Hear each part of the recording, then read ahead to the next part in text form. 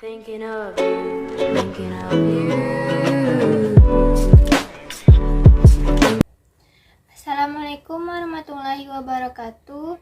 Kenalkan, saya Rahmi Auli Adaha, NIM 22002134, akan menyampaikan tentang komunikasi interpersonal. Komunikasi dan hubungan di antara kedua belah pihak ini kita sebut sebagai komunikasi interpersonal. Interpersonal artinya adalah antara satu orang dengan orang lain atau proses komunikasi yang terjadi satu orang dengan orang lainnya yang kadang-kadang kita sebut sebagai antar pribadi. Tapi kadang-kadang komunikasi interpersonal ini dipengaruhi oleh komunikasi intrapersonal. Jadi berbeda antara intra dan inter.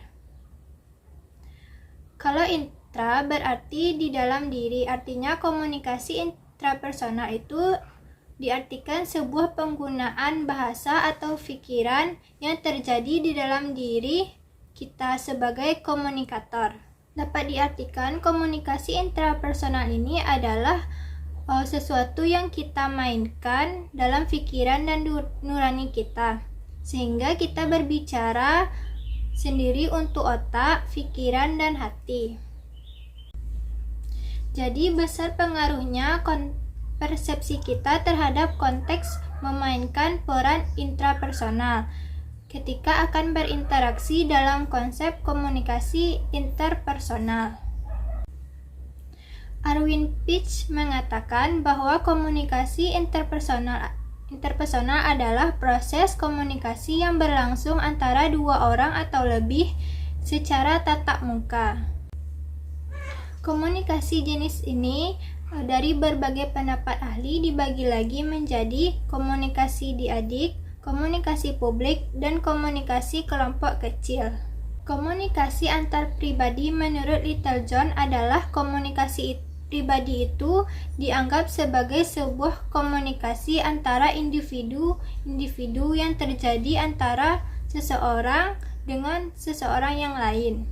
Bentuk khusus dari komunikasi antar pribadi menurut Littlejohn ini merupakan komunikasi diadik, yaitu hanya melibatkan dua orang dan itu dilakukan secara tatap muka, secara personal, yang memungkinkan setiap pesertanya, setiap personal, setiap individu tadi menangkap reaksi-reaksi yang terjadi, mulai dari yang dikemukakan raut wajah, mimik muka, semuanya terlihat dengan jelas, baik secara verbal maupun non-verbal.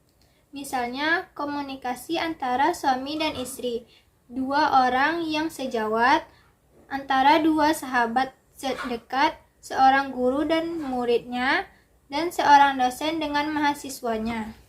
Menurut Sylvia Moss dan Stewart Tubbs, ciri-ciri komunikasi diadik atau antar individu adalah yang pertama, peserta komunikasi itu berada dalam jarak dekat, sehingga memungkinkan interaksi yang intim.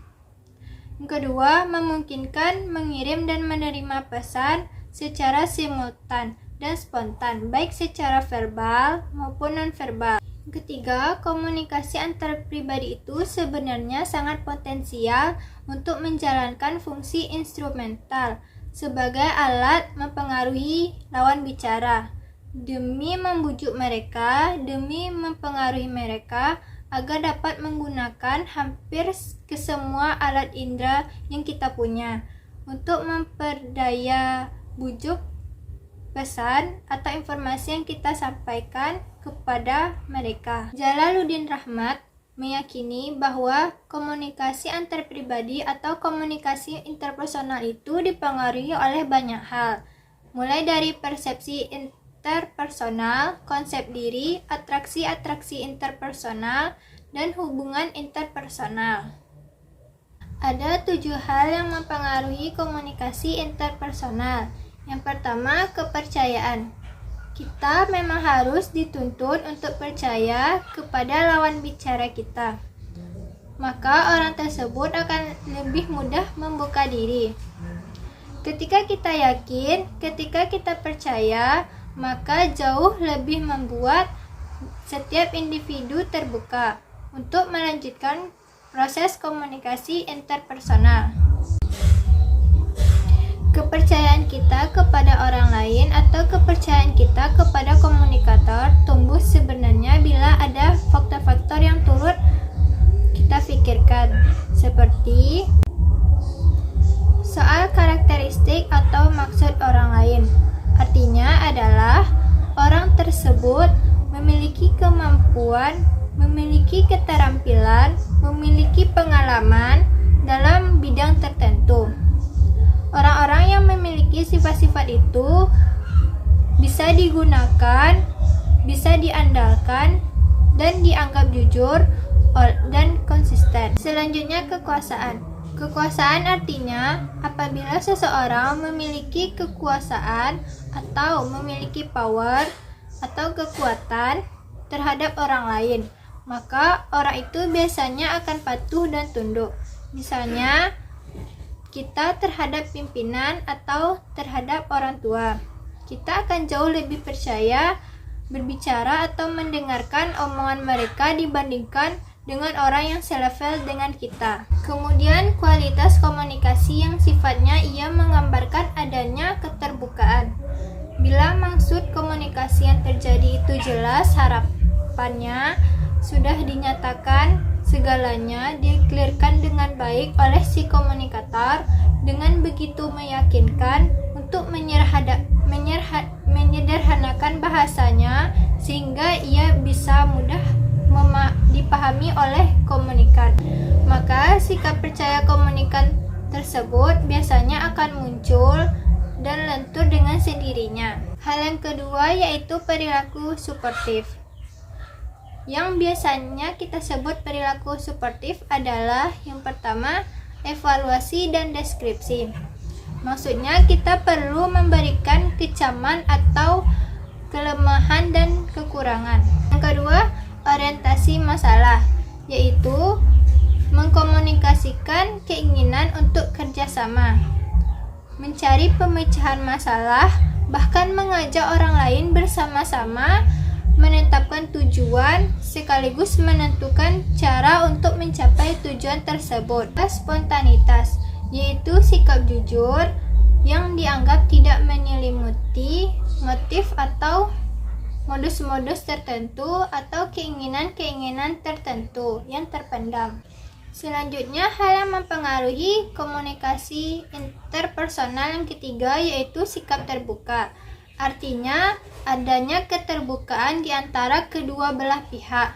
Kemampuan sikap terbuka ini sebenarnya adalah kemampuan menilai secara objektif, kemampuan membedakan dengan mudah, kemampuan melihat ke isi, ke persoalan, dan ke materi. Terbuka terhadap segala sesuatu, tidak hanya terbuka untuk individu ke individu, tapi terbuka terhadap isi materi atau kajian yang akan dibahas sebagai informasi tadi. 4. Persepsi interpersonal. Persepsi ini memberikan makna pada stimuli indrawi atau menafsirkan informasi secara indrawi. Persepsi interpersonal ini adalah memberikan makna terhadap stimulan yang berasal dari komunikan atau dari seorang lawan bicara kita, yang berupa pesan verbal maupun non-verbal. Seorang peserta komunikasi yang salah di dalam memberikan makna terhadap pesan itu yang mereka komunikan mengakibatkan biasanya komunikasi itu menjadi gagal. Yang kelima, konsep diri. Konsep diri itu sebenarnya menjadi pandangan atau perasaan kita tentang diri kita. Masing-masing konsep diri yang positif biasanya akan ditandai oleh banyak hal positif juga. Minimal ada 5, yaitu yang pertama, keyakinan. Yakin akan kemampuan mengatasi masalah. Yang kedua, merasa setara dengan orang lain. Tuhan menciptakan manusia itu dengan level yang sama. Sugesti diri untuk menjadi positif layaknya seperti orang lain. Sehingga ini menjadi sugesti dan motivasi untuk bisa tampil, bisa memperbaiki diri sama dengan orang lain. Karena diri sendiri, orang yang positif adalah selalu minimal merasa setara dengan orang lain. 3. Menerima pujian tanpa rasa malu. Tapi sebaliknya juga jangan terlalu senang ketika dipuji, karena pujian kadang-kadang menjatuhkan. Yang keempat, menyadari bahwa setiap orang memiliki berbagai perasaan, berbagai keinginan, berbagai perilaku yang tidak seluruhnya disetujui oleh masyarakat. Yang kelima, kita harus mampu memperbaiki diri karena kita sanggup. Artinya, apapun kondisi, apapun kekurangan dalam diri kita bisa perbaiki. Selanjutnya, yang keenam, atraksi interpersonal. Atraksi interpersonal ini adalah kesukaan, satu bentuk kesukaan pada orang lain, sikap positif, dan juga termasuk daya tarik seseorang. Komunikasi antar pribadi itu sangat dipengaruhi oleh atraksi interpersonal, khususnya yang pertama dalam penafsiran pesan atau penilaian terhadap informasi yang akan kita sampaikan. Pendapat penilaian kita terhadap orang lain itu sebenarnya tidak semata-mata berdasarkan pertimbangan rasional atau akal sehat. Tapi kita juga makhluk emosional, jadi kadang-kadang memainkan perasaan dalam konsep interpersonal. Yang kedua, persoalan efektivitas komunikasi, di mana komunikasi antar pribadi itu biasanya dinyatakan efektif bila pertemuan komunikasi merupakan hal yang menyenangkan oleh si komunikan atau si penerima pesan. Selanjutnya, hal yang mempengaruhi komunikasi interpersonal yang ketujuh yaitu hubungan interpersonal. Hubungan ini diartikan sebagai hubungan yang terjadi yang melibatkan kedua belah pihak. Hubungan yang baik, emosional yang terbuka di antara kedua belah pihak. Ini memang tidak mau memberikan respon positif, akan memberikan pengaruh terhadap proses komunikasi yang terjadi karena lebih aman, lebih enak, lebih terbuka, dan lebih dipercaya. Memahami proses komunikasi interpersonal menurut Miller yaitu menuntut hubungan simbiosis mutualisme. Simbiosis mutualisme artinya saling menguntungkan antara komunikator dengan komunikan, antara komunikasi dan perkembangan rasional. Dan pada gilirannya, secara serentak, perkembangan rasional mempengaruhi sifat komunikasi antara pihak-pihak yang terlibat dalam hubungan komunikasi yang terjadi. Sekian dari saya, mohon maaf apabila ada kesalahan dan kekurangan. Saya akhiri, wassalamualaikum warahmatullahi wabarakatuh.